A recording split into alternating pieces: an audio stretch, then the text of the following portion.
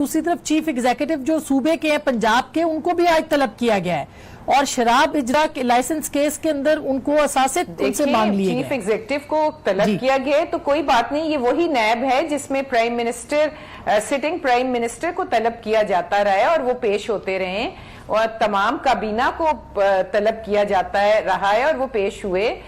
सिंध के chief minister को तलब किया जाता रहा और वो पेश हुए, तो इसमें कोई बात नहीं है। लेकिन कुछ ऑपोजिशन के जो हमारे लोग हैं उनको पहली दफा बुला के दौरान तफ्तीश अभी शुरू ही थी तो उनको गिरफ्तार कर लिया गया था जाता है। तो एक तो इनको, और दूसरा इमरान न्याजी साहब भी आसमा कहते थे कि जब आप इन्फ्लुएंस कर सकते हो किसी पोजीशन पे तो पहले आपको वो पोजीशन छोड़नी चाहिए। तो वो हाई मॉरल ग्राउंड अब कहाँ है?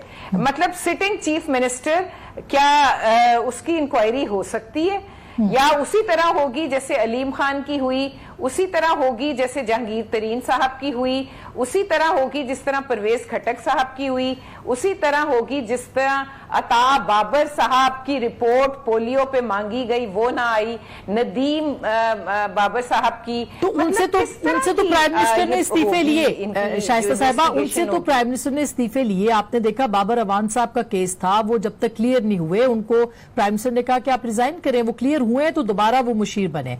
इसी तरह से तो आपको लगता है उस्मान बुज़दार साहब के केस में भी ऐसे हुआ, इमरान खान के केस में भी ऐसे हुआ था? नहीं, लेकिन चीफ मिनिस्टर सिंध तो पेश हो रहे हैं नैब के आगे, तो मतलब व्हाट इज सो, मतलब इसमें इतनी हैरानी और परेशानी की क्या बात है?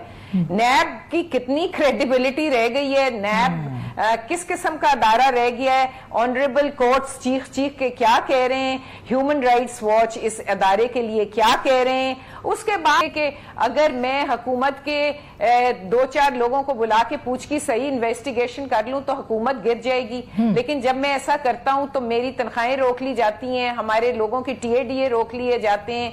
तो मतलब इस नैब की क्या बात करनी? ठीक, अच्छा, अब अंदलीब मर्जी बुलाए।